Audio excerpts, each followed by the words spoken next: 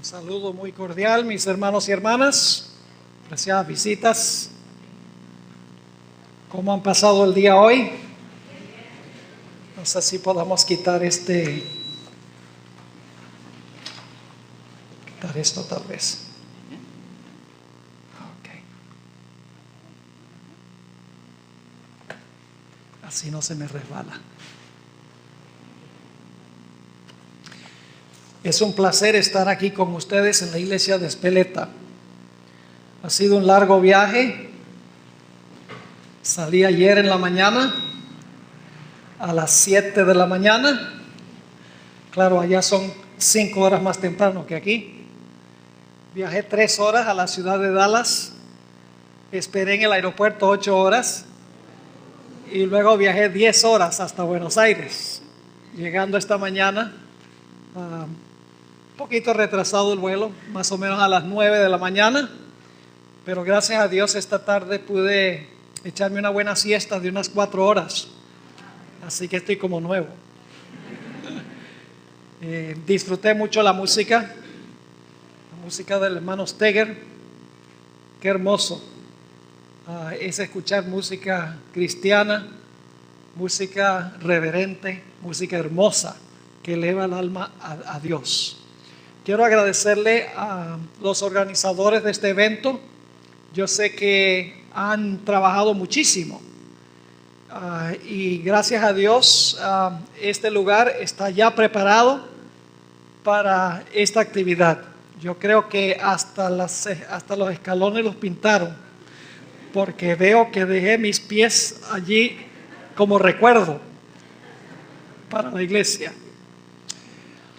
Bueno, durante esta semana, mis hermanos y hermanas, apreciadas visitas, vamos a estudiar algunas de las profecías más importantes de la Escritura. Vamos a estudiar esta noche una profecía bien conocida indudablemente por la vasta mayoría de los adventistas, si no todos. Y tal vez algunos se estén preguntando por qué vamos a tomar el tiempo para estudiar esta profecía que es tan común. Pero ustedes se van a dar cuenta que hay algunos detalles que posiblemente no hemos visto en esta profecía. Me refiero a Daniel, el capítulo 2, que es el fundamento para todo lo que vamos a estudiar durante el transcurso de estos días juntos. Luego, en el tema de mañana en la noche, Dios mediante, vamos a hablar sobre los eventos finales de Jesús. En realidad, las experiencias de Jesús al final de su vida son las mismas experiencias por las cuales va a pasar el pueblo de Dios en el tiempo del fin. Así que vamos a estudiar los eventos de la vida de Jesús y vamos a compararlos con lo que va a suceder con el pueblo de Dios en estos últimos días. Y luego, los siguientes 2 días, vamos a estudiar en detalle la profecía de Apocalipsis, el capítulo 13. Vamos a dedicar un tema completo para trazar el tema, la espada que mató a la bestia. Ese es Apocalipsis 13, 1 al 10. Y luego el cuarto tema, Dios mediante, será la bestia con cuernos de cordero, que es la segunda mitad de Apocalipsis 13, 11 al 18. Y luego los últimos 2 temas que vamos a trazar tienen que ver con un mandamiento de la ley de Dios que ha sido olvidado por la mayoría de los cristianos. Vamos a hablar sobre el cuarto mandamiento de la ley de Dios. Y vamos a estudiar algunas cosas que posiblemente no han escuchado antes o generalmente no tocamos cuando estudiamos el tema sobre el cuarto mandamiento o en cuanto al sábado. Así que tenemos grandes cosas que estudiar. Vamos a estar aquí esta noche, miércoles, jueves, viernes en la noche, y entonces el sábado en la mañana y el sábado por la tarde vamos a concluir esta serie de conferencias. Antes de abrir la profecía de Daniel 2, queremos pedir la bendición especial del Señor. Nunca debemos abrir su palabra sin elevar una oración a Dios, porque únicamente el Espíritu Santo, quien dio la palabra, es capaz de regresar para explicárnosla. Así que vamos a inclinar nuestros rostros y vamos a elevar una oración a nuestro Dios.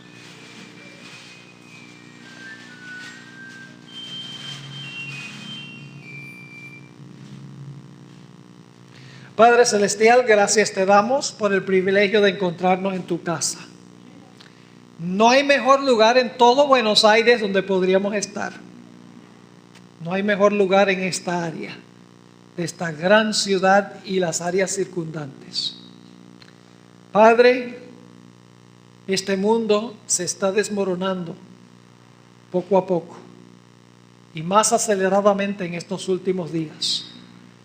Y la vasta mayoría del mundo no tiene ni idea en cuanto a lo que está pasando y para dónde va todo esto. Ayúdanos, Señor, a entender esto. Y no solo a entenderlo, sino a compartirlo con aquellos que están confundidos y que están preocupados por las cosas que están sucediendo en este mundo. Te pido, Señor, que dirijas nuestros pensamientos y nuestro estudio. Te damos gracias por escuchar nuestra oración, porque te lo pedimos en el precioso nombre de Jesús. Amén.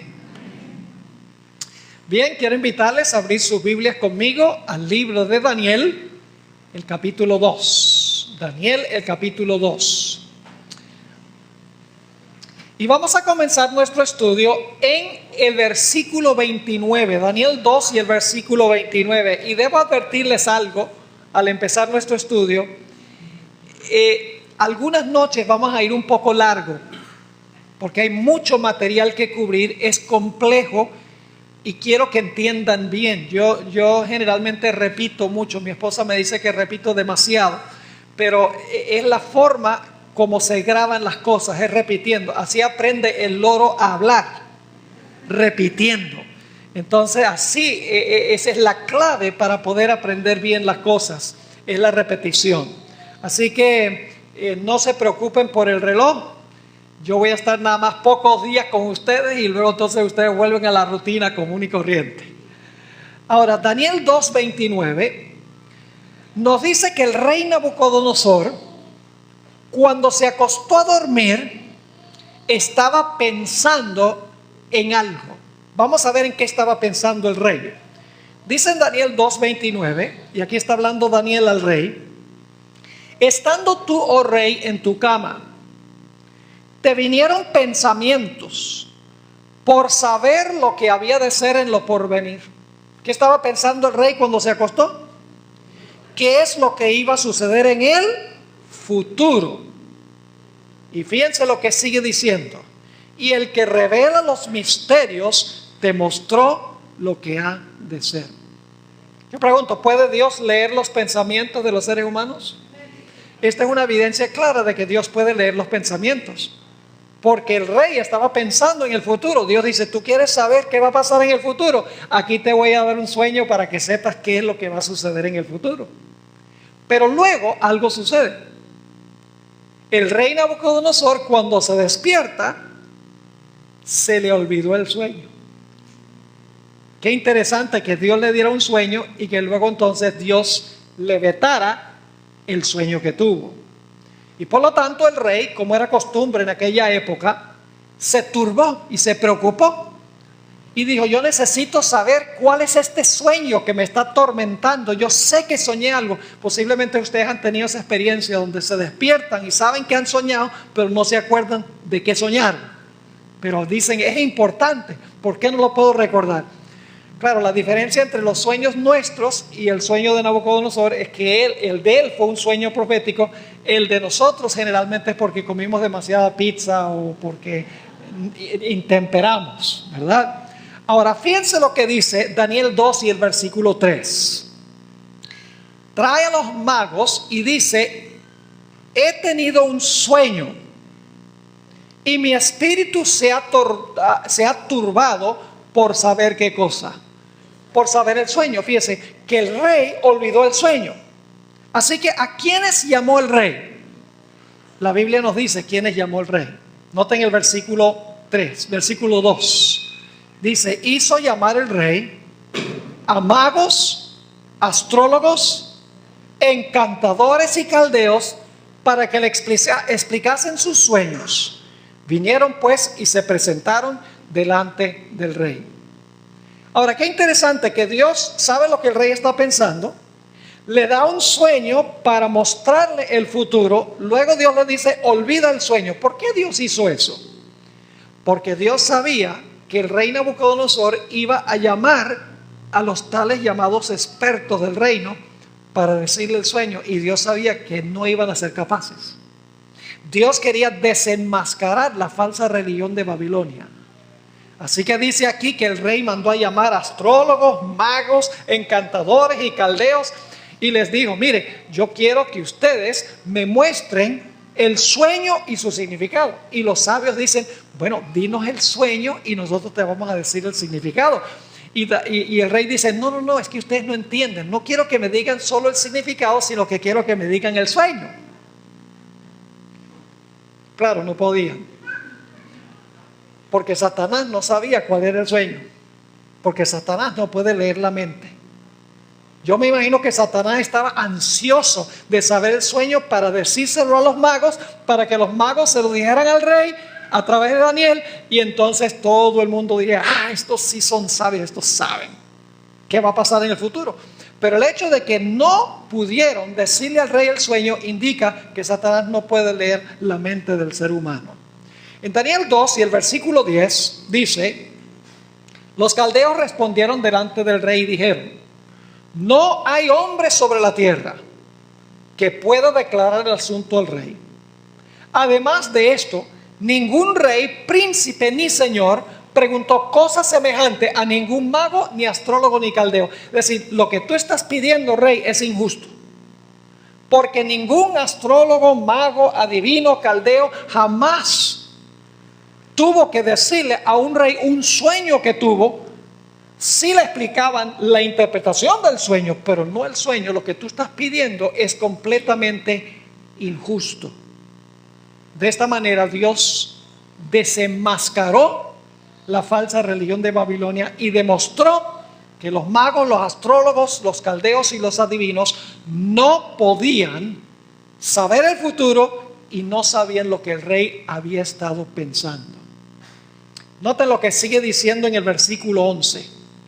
Siguen diciendo los magos, porque el asunto que el rey demanda es difícil y no hay quien lo pueda declarar al rey salvo quienes, salvo los dioses cuya morada no es con la carne. Ahora, ¿pueden ustedes pensar de otro versículo que tiene palabras parecidas a Daniel 2 y el versículo 11? Los dioses cuya morada no es con carne. ¿Saben que en la antigüedad los paganos creían que sus dioses ocultaban información? Los dioses paganos no revelaban, sino que ocultaban las cosas.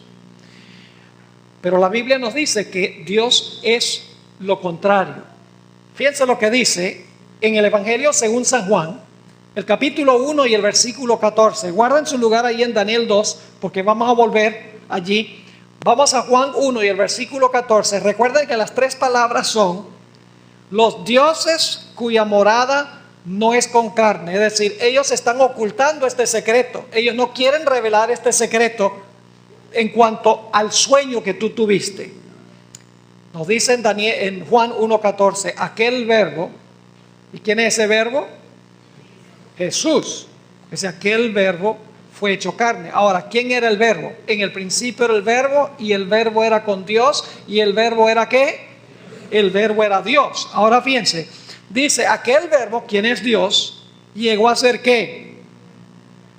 Llegó a ser carne y ¿qué más? Y moró o habitó entre nosotros. Fíjense el contraste entre el Dios de la Biblia y el Dios de los paganos.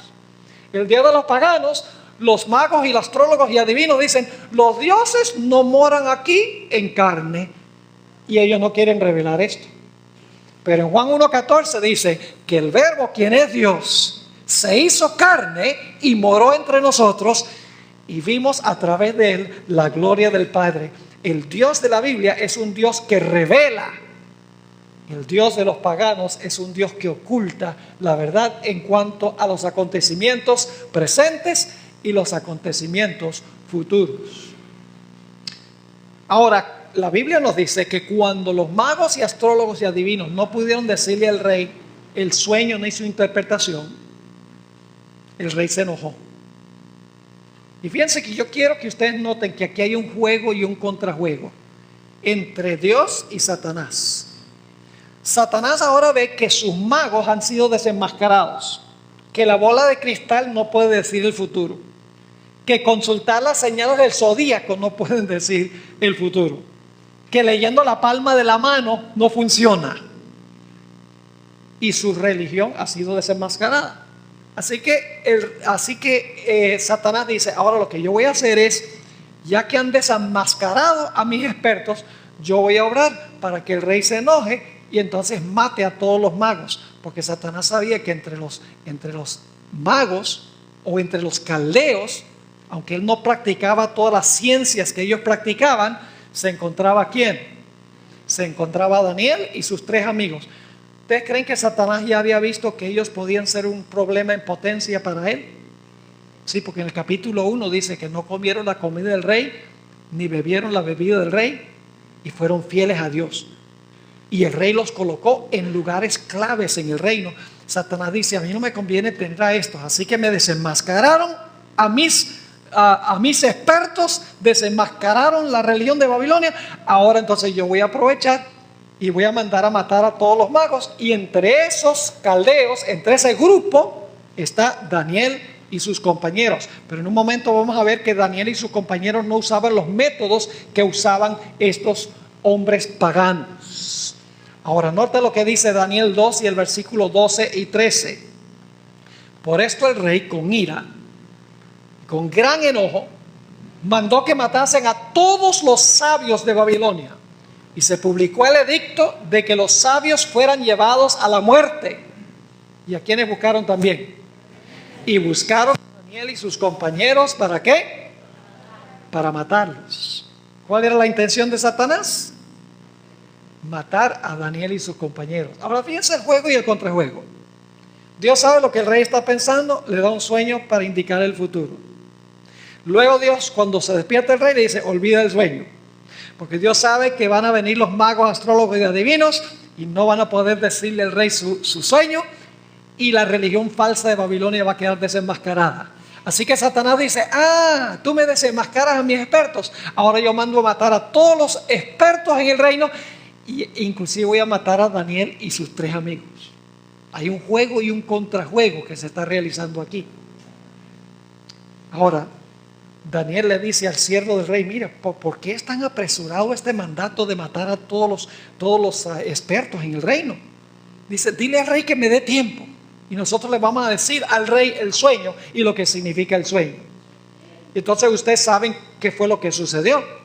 Daniel y sus 3 compañeros esperaron hasta la noche, y entonces en la noche miraron a las estrellas para ver cuál era el sueño que había tenido el rey.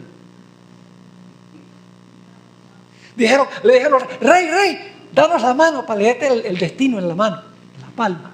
No. Espérate, rey, que vamos a consultar la bola de cristal. Espera, que vamos a consultar a Walter Mercado, que en ese tiempo no estaba vivo, dicho sea de paso. ¿Qué hicieron Daniel y sus compañeros? ¿Cómo revela Dios nuestro destino? Noten Daniel 2 y el versículo 17 y el versículo 18. Dice, luego se fue Daniel a su casa e hizo saber lo que había a Ananías, Misael y Azarías, sus compañeros, para que hicieran ¿qué cosa? Para que pidiesen misericordias del Dios del cielo sobre este misterio, a fin de que Daniel y sus compañeros no pereciesen con los otros sabios de Babilonia. ¿Qué hicieron Daniel y sus compañeros? Se fueron en privado y oraron. Y la Biblia nos dice que cuando oraron, Dios, en una visión de la noche, o sea, en un sueño, Dios le reveló a Daniel el sueño que había tenido el rey, y le reveló también el significado del sueño que Dios le había dado. Por eso dice en Amós 3:7, ni siquiera tienen que buscarlo porque lo conocen, dice, no hará nada Jehová el Señor sin que revele su secreto a sus siervos los profetas. Dios demostró que Él es un Dios que quiere que sepamos en cuanto al futuro. Dios no quiere ocultarnos la verdad. Dios no quiere ocultarnos lo que está ocurriendo y lo que va a ocurrir. Dios es un Dios no que oculta, sino que un Dios que revela. Es diferente que el Dios o los dioses de los paganos. Porque Dios es el Dios que quiere comunicarse con el ser humano. Y en la Biblia, Dios nos ha dado abundantes profecías para mostrarnos exactamente qué está pasando y qué va a suceder. Porque Dios no hace nada sin que revele su secreto a sus siervos los profetas. Y fíjense, Satanás quería que Daniel y sus compañeros fueran muertos. Pero en vez de eso, ¿qué fue lo que sucedió? Consiguieron los más altos puestos en el reino. Fíjense, ¿quién ganó en todo este conflicto? Dios. Noten Daniel 2, 48 y 49. Daniel 2 y el versículo 48 y 49 dice: entonces el rey engrandeció a Daniel y le dio muchos honores y grandes dones, y le hizo gobernador de toda la provincia de Babilonia y jefe supremo de todos los sabios de Babilonia. Y Daniel solicitó del rey y obtuvo que pusiera sobre los negocios de la provincia de Babilonia a Sadrach, Mesach y Abednego, y Daniel estaba en la corte del rey. En vez de matarlos, Dios dice: no, lo que voy a hacer es los voy a poner en lugares prominentes en el reino. Ven que aquí hay un juego y un contrajuego de eventos en la primera parte de la historia de Daniel, el capítulo 2. Satanás obrando y Dios obrando, pero últimamente la voluntad de Dios prevalece. Ahora, quiero que notemos el sueño, porque quiero enfocarme especialmente en el sueño, y no solo el sueño en general, sino en la última parte de este sueño que tuvo el rey. Daniel viene delante del rey y le dice al rey el sueño. Vamos a anotar Daniel 2 y el versículo 31 hasta el versículo 35. Daniel 2, 31 al 35. Y quiero que usen su imaginación. Yo no uso muchas ayudas visuales, no uso PowerPoint, y la gente dice que yo no creo en ayudas audiovisuales. Yo creo en ayudas audiovisuales, audio porque me oyen y visual porque lo pueden leer en la Biblia. Pero necesitamos usar nuestra imaginación. Ahora, imaginarnos la escena que voy a describir. Dice: tú, oh rey, veías, y he aquí una ¿qué? Gran imagen. Esta imagen, que era muy grande, yo creo que medía como 30 metros de alto y 3 metros de ancho, porque en Daniel 3 el rey hizo una reproducción de lo que había visto en el sueño. ¿Recuerdan la imagen que levantó Nabucodonosor? La Biblia da las medidas: 90 codos por 60 codos por 6 codos. Ahora fíjense lo que dice el versículo 31. Entonces, tú, oh rey, veías, y aquí una gran imagen. Esta imagen, que era muy grande, cuya gloria era muy sublime, estaba en pie delante de ti, y su aspecto era terrible. Y ahora fíjense que esta imagen tiene varias diferentes características. Dice: la cabeza de esta imagen era de oro fino. Así que imagínense, la cabeza del cuello para arriba era de oro fino. Su pecho y sus brazos, ¿de qué? De plata. Sus muslos o su vientre de bronce. Sus piernas de hierro. Muy bien. Sus pies en parte de hierro y en parte de barro cocido. Así que pueden imaginarse esto: cabeza de oro, pecho y brazos de plata, vientre de bronce, piernas de hierro y pies que son una mezcla de barro y hierro.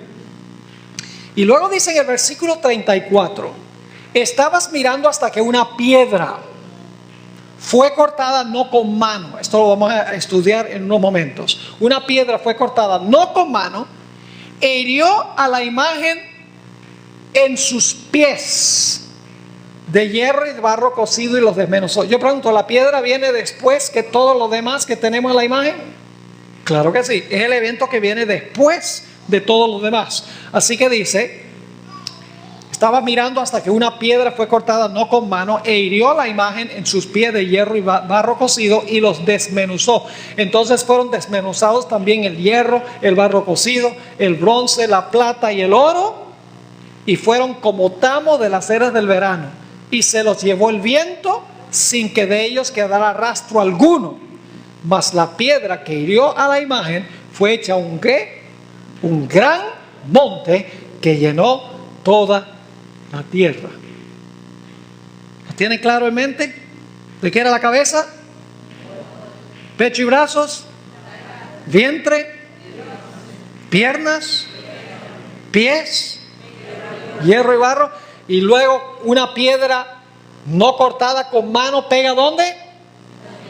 En los pies. Es el evento que sigue. Pega en los pies, y ¿qué hace la piedra? Desmenuza y desbarata todos los otros metales, y entonces la piedra se convierte en una ¿qué? En una montaña que llena toda la tierra. Ese es el sueño. Claro, la pregunta clave es: ¿qué es lo que significa este sueño? ¿Cuál es la interpretación del sueño? Entender el significado de este sueño es lo más crucial para entender todas las profecías de la Biblia. Estoy convencido de que Daniel 2 es el esqueleto de las profecías bíblicas. Ahora yo pregunto, ¿qué sería un cuerpo sin esqueleto? Sería una gelatina, ¿verdad? Lo que le da estructura a las profecías es la profecía de Daniel 2. Todos los demás detalles edifican sobre la profecía de Daniel 2. Por eso es que estamos estudiando esta profecía esta noche, porque es fundamental, es crucial, es la base para todo lo demás que vamos a estudiar durante el transcurso de estos días. Ahora vayan conmigo a Daniel 2 y vamos a leer los versículos 37 y 38. Daniel 2, 37 y 38. Y quiero preguntarles, en esta profecía, ¿hay algún paréntesis en alguna parte? Dice, bueno, viene la cabeza de oro, luego pasa un tiempo largo y después viene el reino de plata. ¿Hay interrupciones en el desarrollo de Daniel 2? No, es un evento que sucede inmediatamente después del otro. Ahora fíjense lo que dice Daniel 2, 37 y 38. Aquí está hablando Daniel al rey. Dice: tú, oh rey, eres rey de reyes. ¿Por qué era rey de reyes Nabucodonosor? Porque el Dios del cielo te ha dado reino, poder, fuerza y majestad. Y donde quiera que habitan hijos de hombres, bestias del campo y aves del cielo, Él los ha entregado en tu mano y te ha dado el dominio sobre todo. ¿Por qué era rey Nabucodonosor? ¿Porque era más inteligente? ¿Porque tenía mejores armas? ¿Porque tenía más ejércitos? ¿Por qué razón? Porque Dios lo puso a gobernar. Ahora fíjense lo que dice la última frase de Daniel 2:38. Le dice Daniel: tú eres aquella cabeza de oro. Y claro, el rey representa un reino. ¿Cuál era el reino sobre el cual gobernaba Nabucodonosor? Babilonia. Así que la cabeza de oro representa no solo a Babilonia en persona, sino que representa el reino sobre el cual Nabucodonosor gobierna. Ahora yo pregunto entonces, Daniel 2 nos dice a dónde comienza el sueño. ¿A dónde comienza a cumplirse el sueño, sí o no? Comienza a cumplirse el sueño en los mismos días cuando Dios le dio el sueño al rey.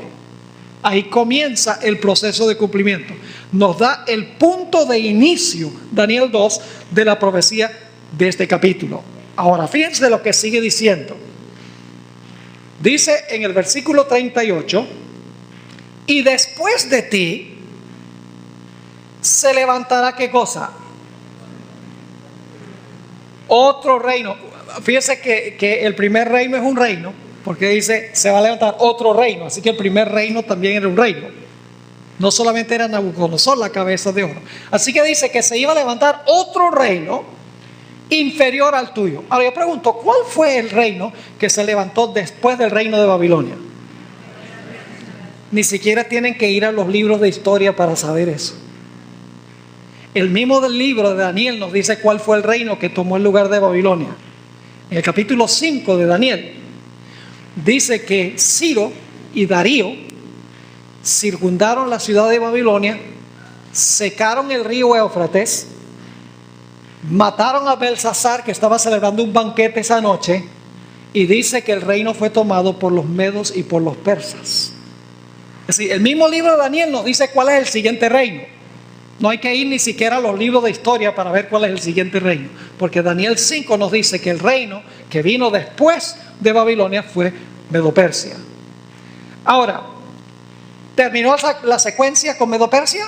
No, porque sigue diciendo, noten el versículo 38 de nuevo: después de ti se levantará otro reino inferior al tuyo, y luego ¿un qué? Un tercer reino de bronce, el cual dominará sobre toda la tierra. Yo pregunto, ¿cuál fue el reino que sucedió al reino de los medos y los persas? Grecia. Pero ¿saben algo? Ni siquiera tienen que ir a los libros de historia para saber que fue Grecia, porque el mismo libro de Daniel nos dice que fue Grecia. En Daniel capítulo 8 dice que el reino que sucedió a los medos y los persas fue Grecia. Lo dice el mismo capítulo 8 de Daniel. Así que el libro de Daniel nos dice cuál es el primer reino, Babilonia. ¿Cuál es el segundo reino? Medos y persas. ¿Cuál es el tercer reino? Grecia. Pero no termina con Grecia. Noten lo que sigue diciendo en el versículo 40. Daniel 2 y el versículo 40. Y el cuarto reino será ¿qué? Fuerte como hierro. Y como el hierro desmenuza y rompe todas las cosas, desmenuzará y quebrantará todo. Ahora yo pregunto, ¿cuál fue el reino en la historia que conquistó al reino griego? No hay duda. El reino que conquistó a Grecia fue el Imperio Romano. ¿Era cruel y despótico el Imperio Romano? Solamente tienen que ver la historia para saber que ellos usaban armas de hierro, pisoteaban y desmenuzaban todo lo que encontraban por el camino.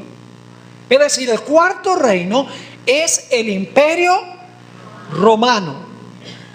Ahora yo pregunto, ¿cómo sabía Daniel tan precisamente todo lo que iba a ocurrir muchísimo tiempo antes que ocurriera?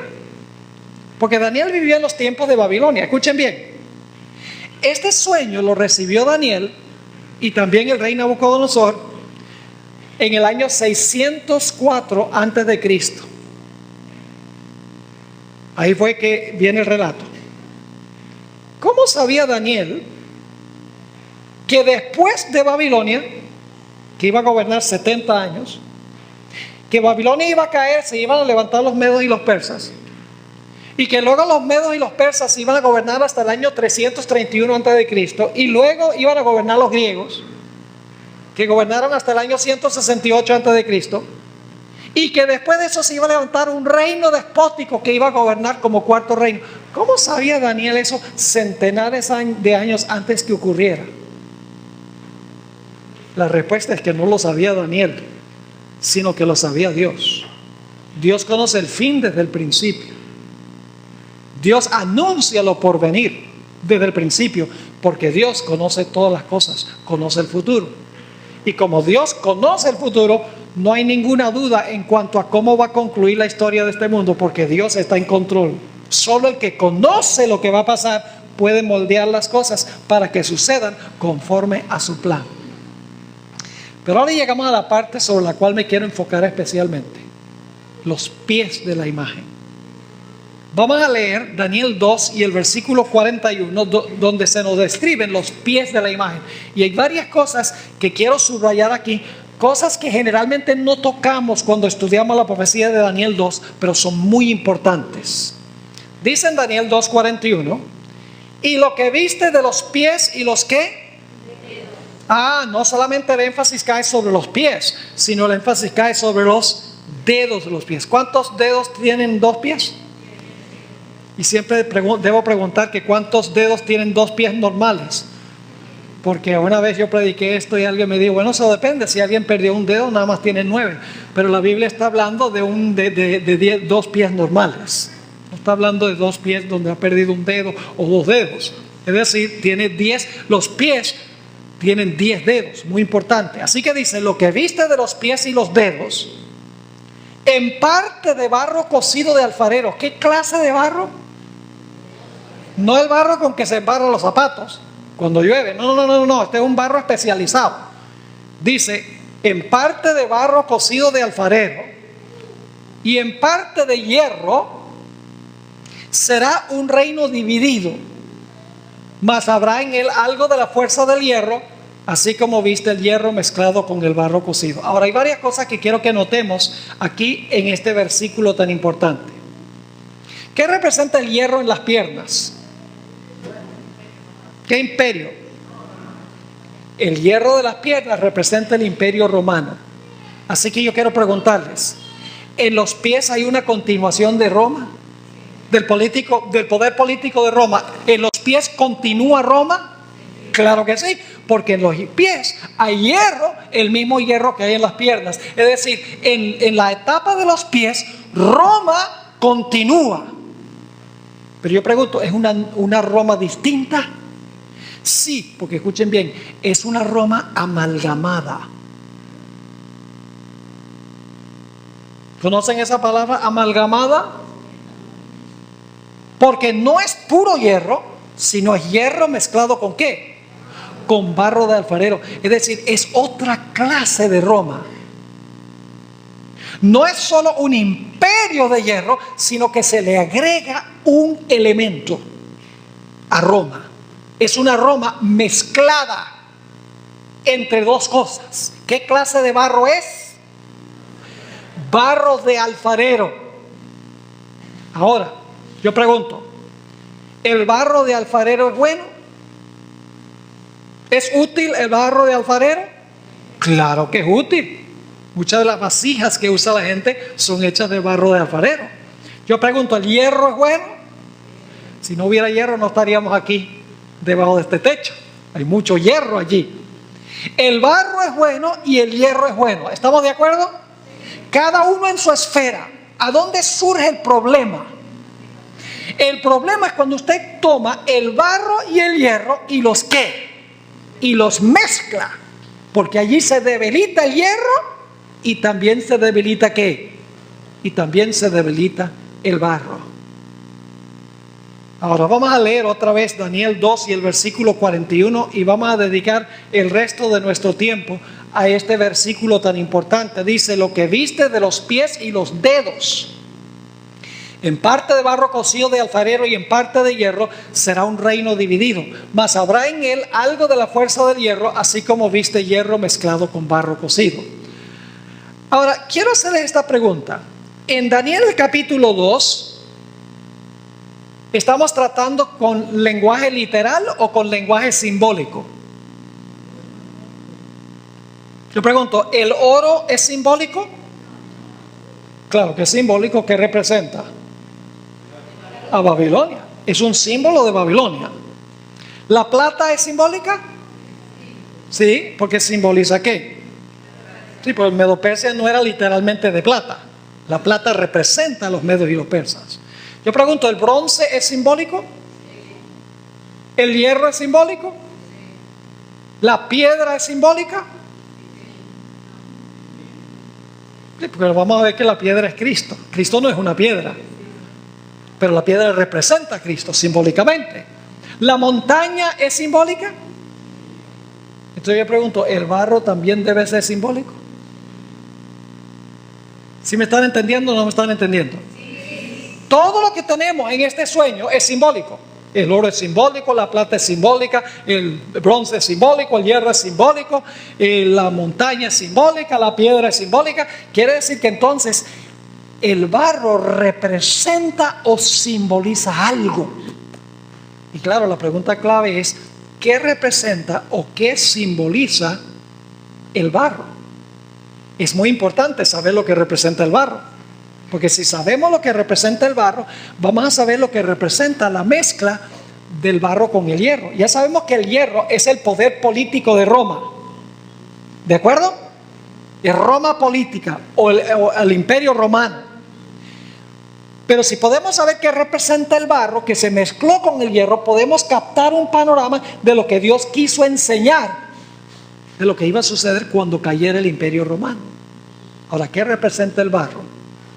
Vamos a dejar que la Biblia nos lo explique. Vayan conmigo a Jeremías, el capítulo 18 y el versículo 1 al 6. Jeremías 18 y el versículo 1 al 6. Y debo decirle, hermanos y hermanas, apreciadas visitas, que lo que vamos a estudiar ahora es el tema central de todo lo que vamos a estudiar el resto de la semana. Lo que vamos a hablar ahora, la mezcla de hierro y el barro, es el tema central de todo lo demás que vamos a estudiar esta semana. Así que es vital que entendamos lo que vamos a estudiar ahora, pues lo más fundamental. Jeremías 18. Ahora déjeme decirle algo en cuanto a Jeremías. Jeremías vivió inmediatamente antes que el pueblo de Israel fuera llevado cautivo a Babilonia por el rey Nabucodonosor. Y claro, el pueblo duró en Babilonia cautivo un periodo de 70 años. Ahora, con eso en mente, vamos a leer Jeremías 18, versículo 1. Palabra de Jehová que vino a Jeremías diciendo: levántate y vete ¿a dónde? A casa del alfarero. Dios le dijo que a Jeremías que fuera ¿a dónde? A la casa del alfarero. Y allí te haré oír mis palabras. Y descendí a casa del alfarero. Y he aquí que él trabajaba sobre la rueda. Ustedes saben que los alfareros trabajan con la rueda. Versículo 4. ¿Y la vasija de qué? Oh, esas dos palabras están en Daniel 2. Alfarero y barro. Ah, sí, claro que sí. Ahora dice: y la vasija de barro que él hacía se echó a perder en su mano. ¿Saben lo que representa eso? Dios formó al pueblo de Israel. En un momento lo vamos a ver. Formó a su pueblo cuando lo sacó de Egipto y los llevó a Canaán. Pero por su rebelión iban a ser llevados cautivos a Babilonia. Ese es el quebrar de la vasija. Pero cuando se quiebra la vasija, Dios otra vez toma a su pueblo después del cautiverio y lo lleva y lo restablece otra vez. Claro que sí. Ahora fíjense lo que sigue diciendo.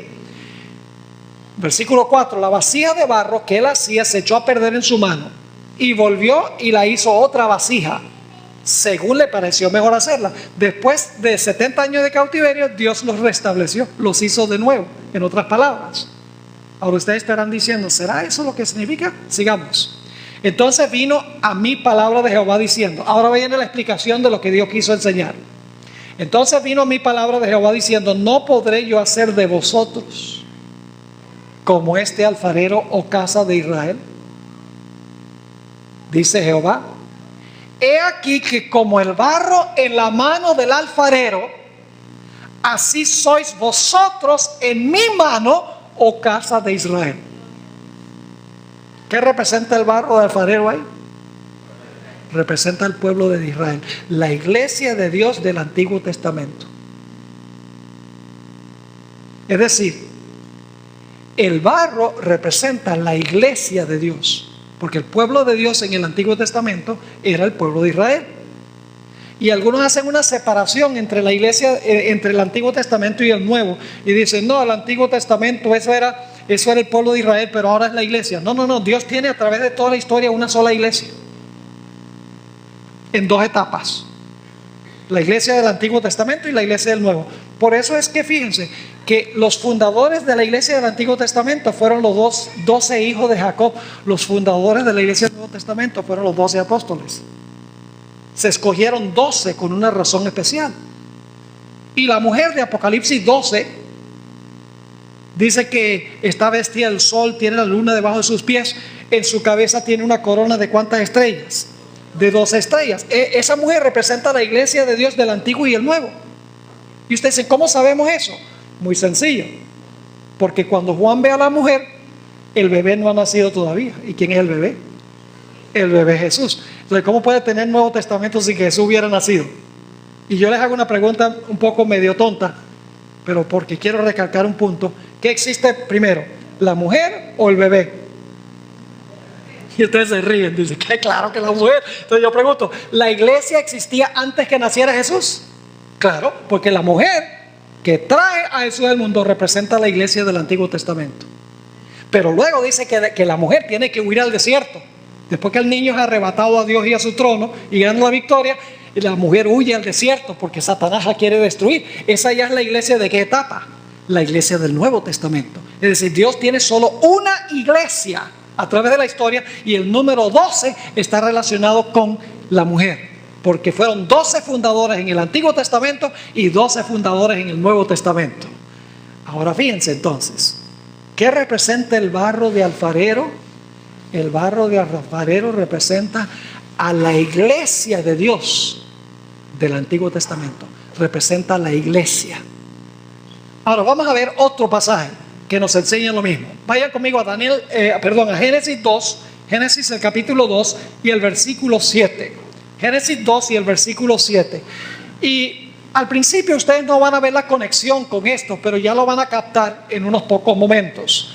Dice allí en Génesis 2:7, en cuanto a la creación de Adán, la creación del hombre, dice: entonces Jehová Dios formó al hombre ¿de qué? Del polvo de la tierra. ¿Cuántos de ustedes han tratado de formar algo de polvo? ¿Pueden formar algo compuesto de polvo? No, porque ¿qué pasa con el polvo? Se desmorona. Pero por eso uno deja que otros textos expliquen lo que quiere decir Génesis 2:7. Dios usó polvo, pero era polvo mojado. Era barro. ¿Dónde dice la Biblia eso? Vamos a Isaías 64 y el versículo 8. Isaías 64 y el versículo 8 nos dice qué clase de polvo usa Dios. No fue polvo que se desmorona, polvo seco, no. Era polvo mojado, era barro de alfarero. Dice allí en Isaías 64 y el versículo 8: ahora pues Jehová, tú eres nuestro ¿qué? Nuestro Padre. ¿Y nosotros qué somos? Nosotros barro. Y tú el que nos... ¿Ve la idea del alfarero? Tú el que nos formaste. Así que obra de tus manos somos todos nosotros. Es decir, Dios tomó barro de la tierra y como un alfarero del barro formó el cuerpo del hombre. Pero ahora quiero que volvamos a Génesis 2:7. Dios formó el cuerpo del hombre de barro, de alfarero. Pero ¿en qué condición estaba ese cuerpo? Sin vida. Note que no dije que estaba muerto, porque no había muerte antes del pecado. Ese cuerpo era perfecto. Tenía todos sus órganos, ese cuerpo que Dios formó. Tenía corazón, pulmones, estómago, nervios, músculos, pies, manos, cabeza, cerebro. Ese cuerpo tenía todas las partes fisiológicas, pero tenía un problema. Dios lo formó todo de barro, de alfarero, pero el cuerpo estaba sin vida. ¿Qué le faltaba? Le faltaba el espíritu. Así que fíjense lo que hace Dios. Génesis 2:7 dice: entonces Jehová Dios formó al hombre del polvo de la tierra. ¿Y qué hizo? Y sopló en su nariz aliento de vida, es decir, le dio el espíritu. ¿Y qué sucedió? Y fue el hombre un ¿qué? Un ser viviente. Pregunta: ¿empezaron a funcionar todos los miembros del cuerpo ahora? ¿Los pulmones comenzaron a respirar? ¿El corazón comenzó a latir? ¿Los nervios comenzaron a sentir? ¿El cerebro comenzó a pensar? ¿El estómago comenzó a digerir? Una vez que empezaron a comer, claro que sí. Es decir, ahora el cuerpo que era uno, que tenía muchos miembros, formado por el alfarero, cuando se le dio el espíritu, todas las partes del cuerpo funcionaron en perfecta armonía.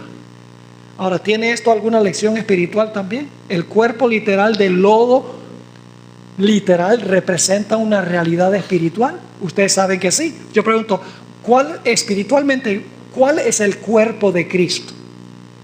La iglesia. Vamos a leerlo. Colosenses 1 y el versículo 18. Colosenses el capítulo 1 y el versículo 18. Quiero que noten, ahora estamos hablando simbólicamente. ¿Están entendiendo que lo literal representa simbólicamente algo? El barro literal representa algo en términos simbólicos. Dice aquí en Colosenses 1:18, ¿qué es el cuerpo simbólicamente hablando? Hablando de Jesús dice: y Él es la cabeza ¿de qué? Del cuerpo que es la iglesia. ¿Cuál es el cuerpo? La iglesia. ¿Y de qué está compuesto el cuerpo? De barro. ¿Y quién lo formó? Dios. ¿Quién formó la iglesia? ¿Jesús formó la iglesia? Jesús dijo, sobre esta roca edificaré mi iglesia. Es decir, simbólicamente hablando, el Señor Jesucristo tomó lodo y del lodo formó la iglesia. Como había formado el cuerpo del hombre, también de barro literal. Ahora yo pregunto, ¿qué era lo que faltaba con ese cuerpo que Cristo formó, con la iglesia que Cristo formó? ¿Le hacía falta algo para que pudiera funcionar cada parte de ese cuerpo espiritualmente hablando? ¿Qué le faltaba? Le faltaba el espíritu. ¿Cuándo es que entró el espíritu en ese cuerpo? Vamos a leerlo. Hechos 2 y el versículo 2 al 4. Hechos 2. Y dicho sea de paso, note lo que dice Hechos 2.1 primero y luego vamos a leer los versículos 2 al 4. Hechos 2.1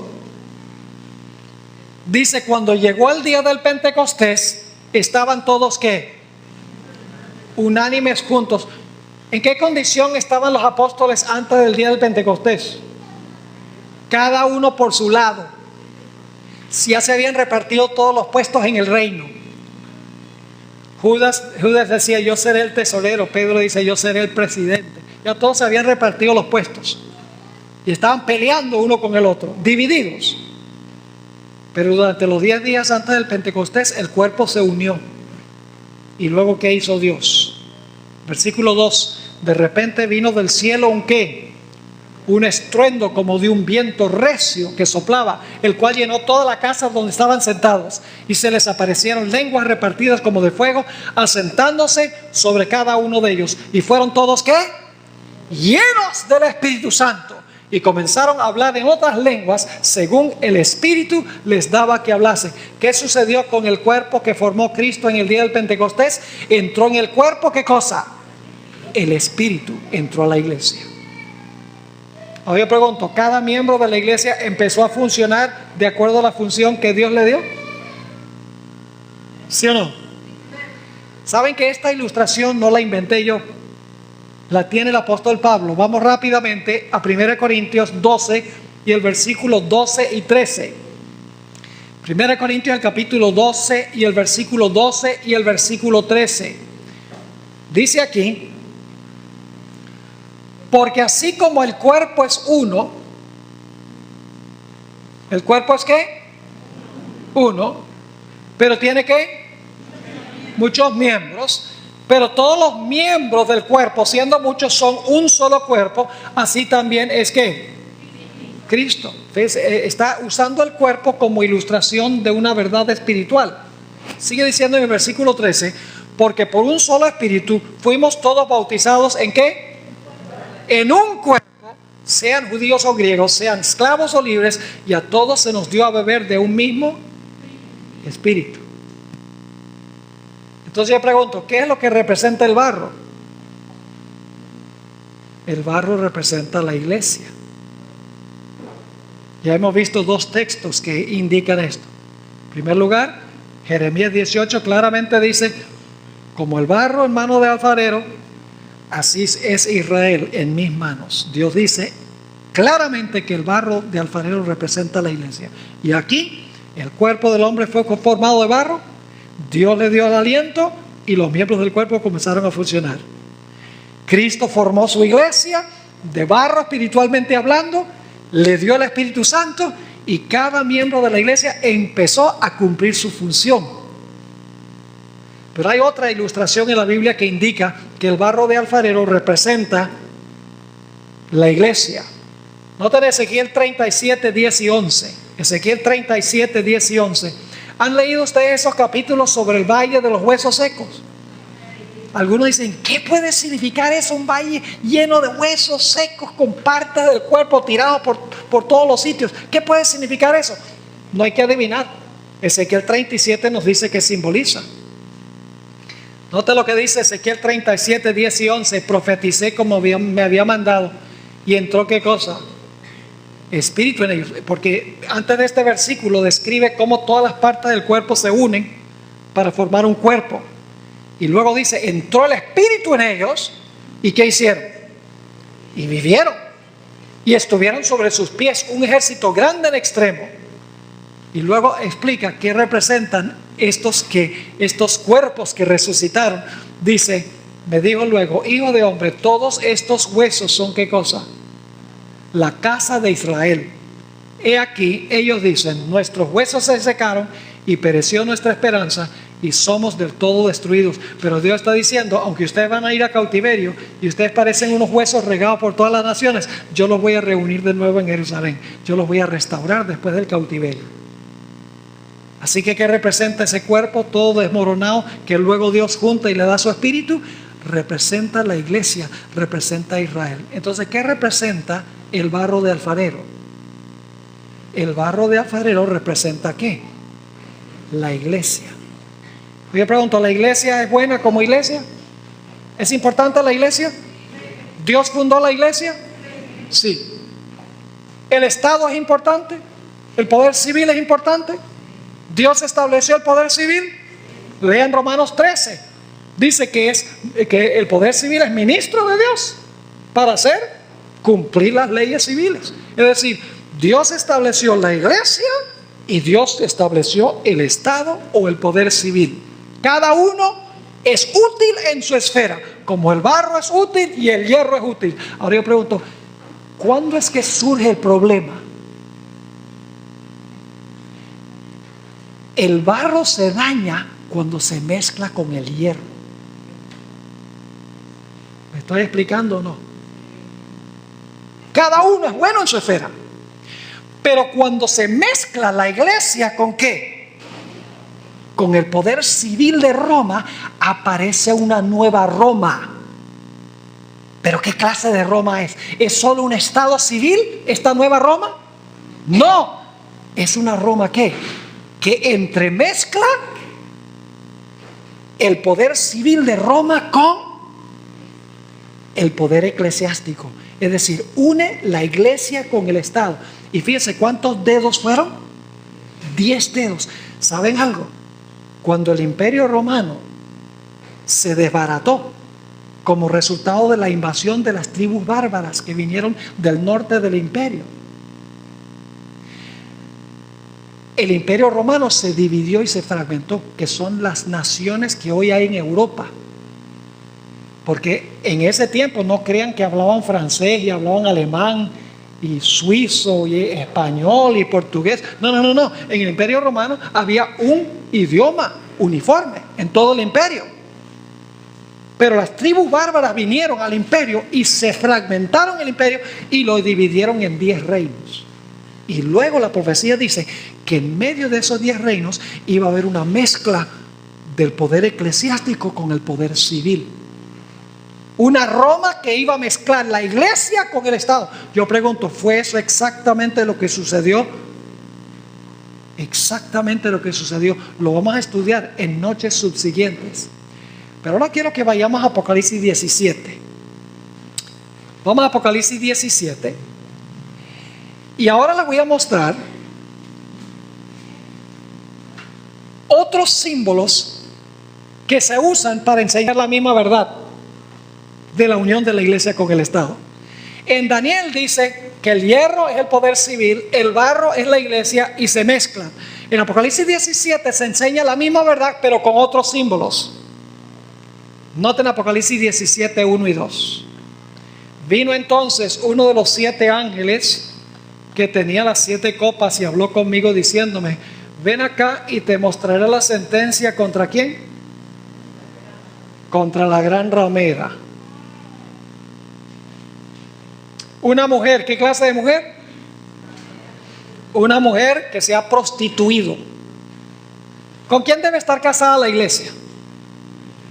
¿Quién es el marido de la iglesia? El marido de la iglesia es Cristo Jesús. Pero aquí habla de una mujer que se ha prostituido. ¿Por qué se prostituyó? ¿Qué la convirtió a ella en una prostituta o en una ramera? Él lo dice allí, vamos a leerlo. Vino entonces uno de los 7 ángeles que tenía las 7 copas y habló conmigo diciéndome: ven acá y te mostraré la sentencia contra la gran ramera, la que está sentada sobre muchas aguas, con la cual han, aquí viene por qué se convirtió en ramera. Dice, con la cual han ¿qué? fornicado, ¿quiénes? Los reyes de la tierra, y los moradores de la tierra se han embriagado con el vino de su fornicación.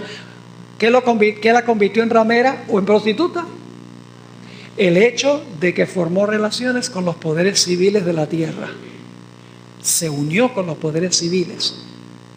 Es decir, en vez de estar casada con Jesús, se prostituyó con los poderes civiles del mundo. Es la misma lección con otro simbolismo. Es decir, el hierro y el barro es lo mismo que la ramera y los reyes. ¿Me están entendiendo lo que estoy diciendo? Que es una unión ilegítima, porque Dios quiere que la iglesia sea iglesia y el Estado sea Estado. Dios no quiere que la iglesia se entrometa en los asuntos civiles, ni que el poder civil se entrometa en los asuntos de la iglesia.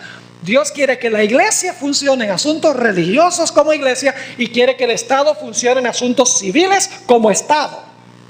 Cuando se mezcla la iglesia con el Estado, es que viene la apostasía. Es cuando la iglesia se convierte en una ramera. Es la mezcla del hierro con el barro. ¿Me están entendiendo? Ahora quiero leerles una cita muy importante del espíritu de profecía. Hay una escritora que se llama Elena White. La iglesia adventista cree que ella tuvo el don profético, que ella era un profeta que Dios llamó para la iglesia. Ella murió en 1915. Ella perdura a través de sus escritos.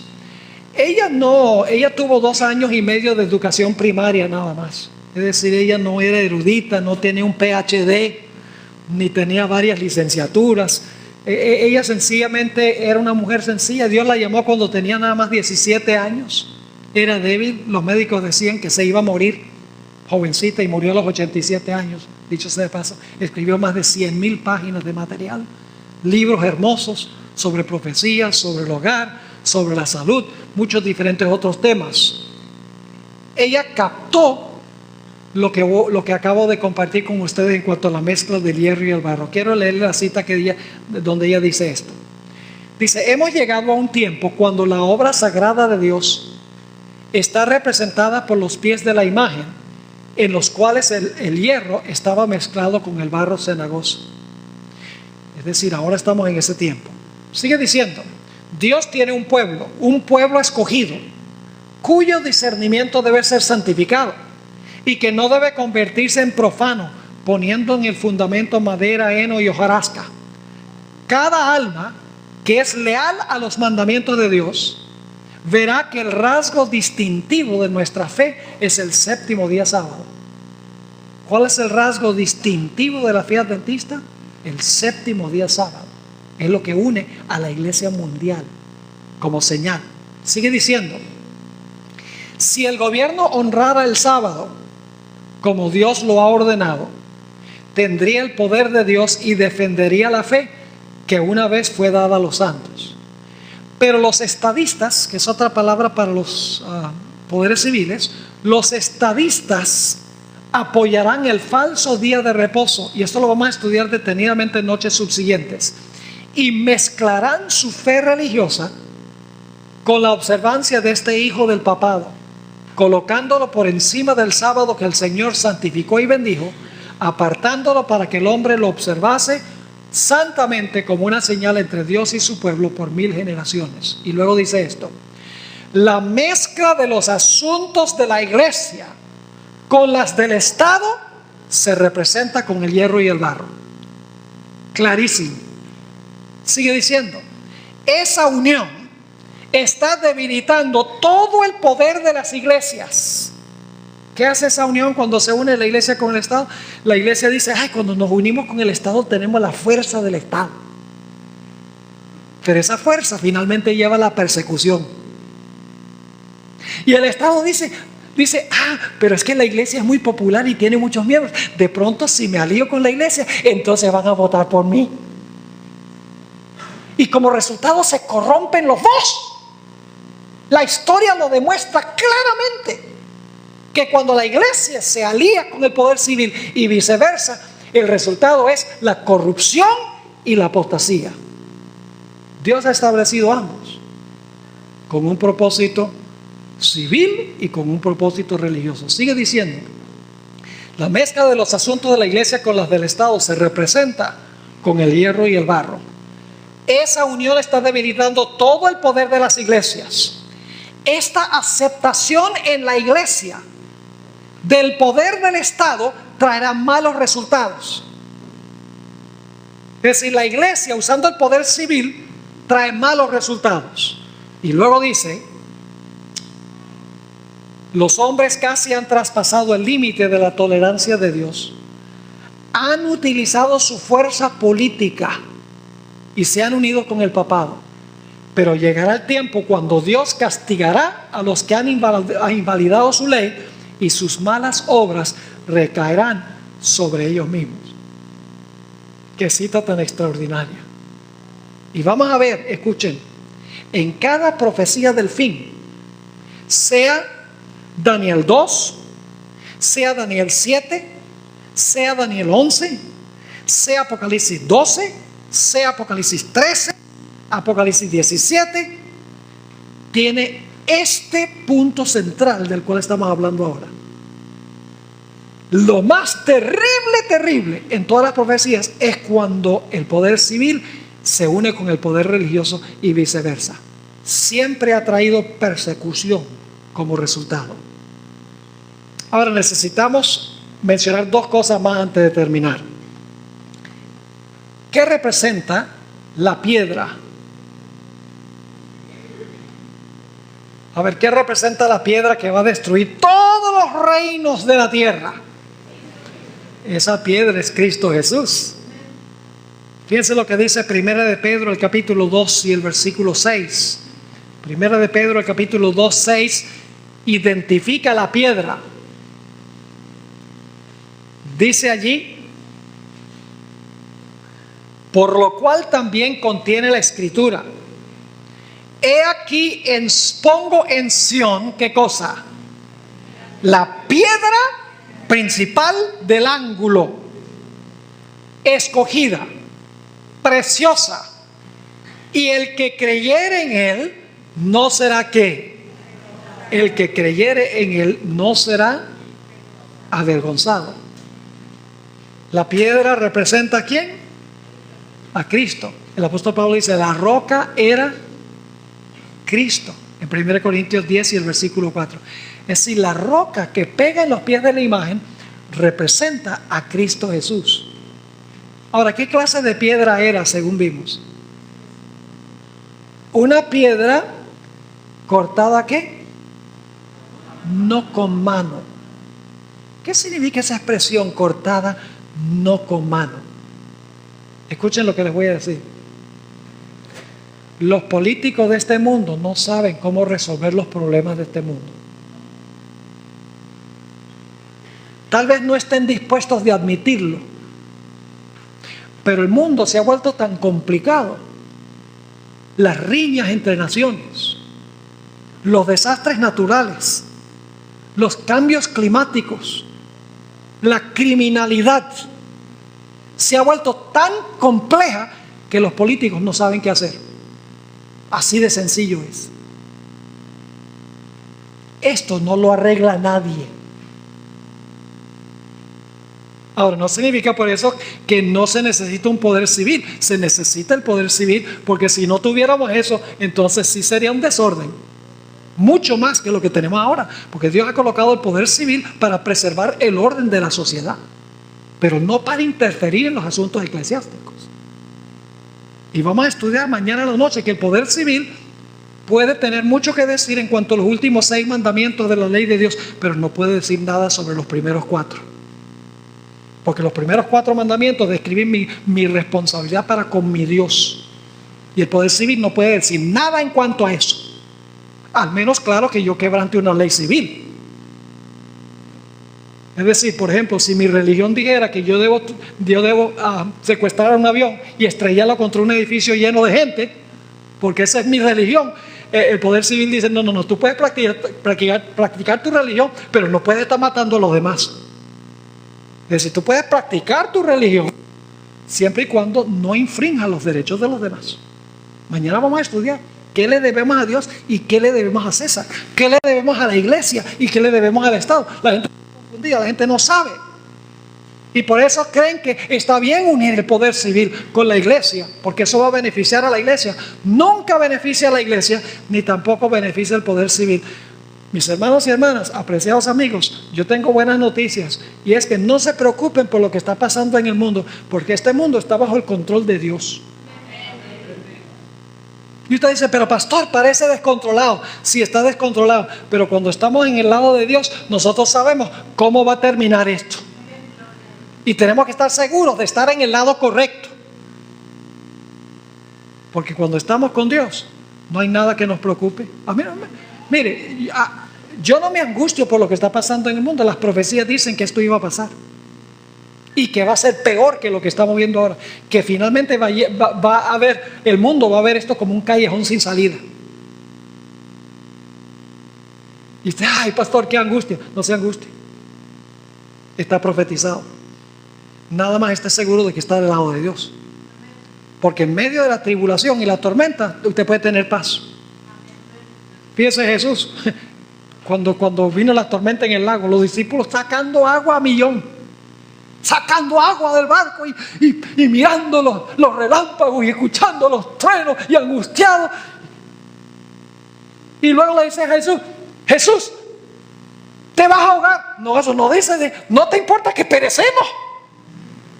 Ellos no estaban preocupados en cuanto a Jesús, estaban preocupados en cuanto a su propio pellejo. Y el Señor Jesucristo se para con toda la calma del caso. Dicen el deseo de toda la gente que en su rostro había perfecta paz. En medio de la tormenta, paz. Y levantó las manos y dijo, paz, haya paz. Y la tormenta inmediatamente se calmó. Y luego Jesús reprende a los discípulos por su falta de fe, su falta de confianza en la paz que solo Dios puede dar a tu corazón. No con manos significa que el reino que se va a establecer en este mundo no es un reino establecido por seres humanos. No va a ser un nuevo orden mundial establecido por las Naciones Unidas. No. El reino que se va a establecer no es con mano humana, va a ser obra directa de Dios. Vamos a leer un versículo aquí. Ya llegando al final, Hebreos 9:11, quiero que noten lo que significa no con mano. No con mano significa que los hombres no tienen nada que ver con esto. Esto lo va a establecer Dios. Dice aquí en el libro de Hebreos, el capítulo 9, está hablando del santuario. ¿Quién construyó el santuario celestial? Dios. ¿Quién construyó el terrenal? Moisés. Manos humanas hicieron el tabernáculo terrenal. Pero el celestial fue hecho no con mano humana. Ahora fíjense lo que dice Hebreos 9 y el versículo 11. Dice, pero estando ya presente Cristo, sumo sacerdote de los bienes venideros, por el más amplio y más perfecto tabernáculo. Y ese tabernáculo que se encuentra en el cielo, ¿quién lo hizo? No hecho de ¿qué? De manos. Y luego explica, es decir, no de esta creación. Daniel 2 dice que en los días de estos reyes Dios va a establecer un reino que jamás se corromperá, que va a perdurar para siempre. ¿Ustedes creen que eso se va a cumplir? Vamos a ponerlo en perspectiva. Todo lo de Daniel 2 se ha cumplido exactamente como Dios dijo. Se levantó Babilonia, se levantó luego Medo Persia, se levantó Grecia, se levantó Roma. Se dividió Roma en 10 reinos. ¿Y qué les hace pensar a ustedes que el último evento no se va a cumplir también? Si todo se ha cumplido, pierde la letra, centenares y miles de años antes que ocurriera, ¿qué les hace pensar que el último gran evento no se va a cumplir? Es el último gran evento de Daniel 2. Porque después de la mezcla de hierro y barro en los pies, y mañana y pasado mañana vamos a ver que hay 2 etapas de los pies. Hay una etapa de los pies donde se une la iglesia con el Estado, y luego entonces la bestia que unió la iglesia con el Estado recibió una herida mortal y hubo un tiempo de paz en el cual estamos ahora. Pero luego dice que la herida de su muerte va a ser sanada y se va a portar como se portó en el pasado. Es decir, va a unir otra vez la iglesia con el Estado. Ahora quiero terminar leyendo un versículo muy importante de la Biblia, Mateo 21 y el versículo 44. Aquí el Señor Jesucristo está hablando. Y creo que Jesús aquí tenía en su mente la profecía de Daniel 2. Me parece que Jesús tenía la profecía de Daniel 2 en su mente. Fíjense lo que dice. Recuerden que Él es la piedra. Dice, el que cayere sobre esta piedra, ¿será qué? Quebrantado. Es decir, si tú caes sobre la roca, en otras palabras, si tú te conviertes, si tú recibes a Jesús como tu Salvador personal y permites que Él quiebre ese yo o ese egoísmo que tú tienes en tu corazón, eso es lo que está diciendo. El que cayere sobre esta piedra será quebrantado. Pero fíjense que si no pasamos por eso, va a suceder otra cosa más terrible. Dice, y sobre quien ella cayere, le desmenuzará. Entonces, ¿qué es más importante? ¿Caer sobre la roca o que la roca caiga sobre uno? Jesús está diciendo, cae sobre la roca. Recibe a Cristo como tu Salvador para que te pueda dar su gozo y te pueda dar su paz. Y escuchen bien, cuando tenemos esa paz y ese gozo en nuestro corazón, no hay nada por fuera que nos fastidie ni que nos moleste. Es más, la Biblia dice, nos gozamos en las tribulaciones. ¿Qué? ¿Gozo en medio de la tribulación? Sí. ¿Paz en medio de la tormenta? Sí. Porque cuando tenemos a Cristo en el corazón, hay gozo y hay paz. Y nada de lo que está afuera nos causa problemas.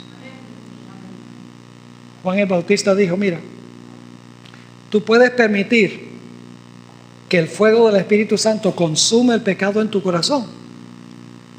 Pero si tú no permites que el Espíritu Santo consuma el pecado en tu corazón, el fuego te va a consumir a ti.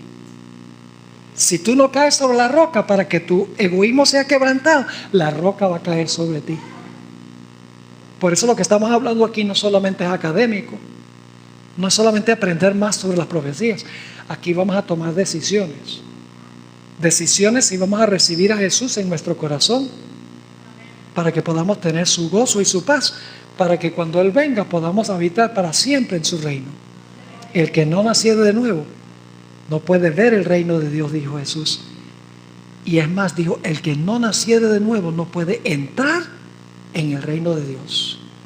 Dios quiera que cada uno de nosotros hagamos nuestra decisión durante el transcurso de estos días, si no lo hemos hecho antes, de entregar nuestra vida a Jesús, invitarlo a entrar a nuestro corazón para que podamos tener esa paz y ese gozo que es más que paz y gozo humano. Una paz donde podemos dormir completamente tranquilos, sabiendo que nuestro destino, sabiendo que nuestra vida está en las manos de nuestro Señor. ¿Quieren ustedes ahora que yo ore, que Dios les dé esa clase de paz? ¿Quieren levantar la mano? ¿Quieren colocarse de pie más bien? ¿Quién no va a querer ese gozo y esa paz en el corazón? Gloria a Dios. Ahora, antes de tener la oración, debo decirles, mañana traigan la almohada y la cobija. Porque mañana vamos a salir un poco largo. No vamos a salir tampoco a las 10 de la noche. Vamos a ir un poquito más tarde. Pero lo que estamos estudiando, hermanos y hermanas, visitas, es de crucial importancia. No puedo subrayar suficientemente fuerte lo importante de lo que estamos estudiando. Vamos a hablar inclusive de algunas cosas que han pasado recientemente, la renuncia del Papa y otras cosas. ¿Qué impacto tiene eso en las profecías? ¿Qué dicen las profecías sobre eso? Oremos. Padre, te damos gracias por tu compañía esta noche. Te damos gracias porque tú eres un Dios no que ocultas el futuro, sino que lo revelas para que podamos tener tu gozo y tu paz y tener la seguridad de que aunque andemos en valle de sombra de muerte, no tenemos que temer mal alguno, porque tú estarás con nosotros. Gracias por habernos acompañado. Bendice a cada alma que ha respondido a tu llamado en esta noche. Te ruego, Señor, que si hay alguien aquí que no ha entregado su vida al Señor Jesús, que en este mismo momento tú hables a su conciencia, que puedan hacer esta entrega sin reservas a nuestro querido Jesús. Gracias, Padre, por escuchar nuestra oración, porque te lo pedimos en el nombre de Jesús. Amén. Amén.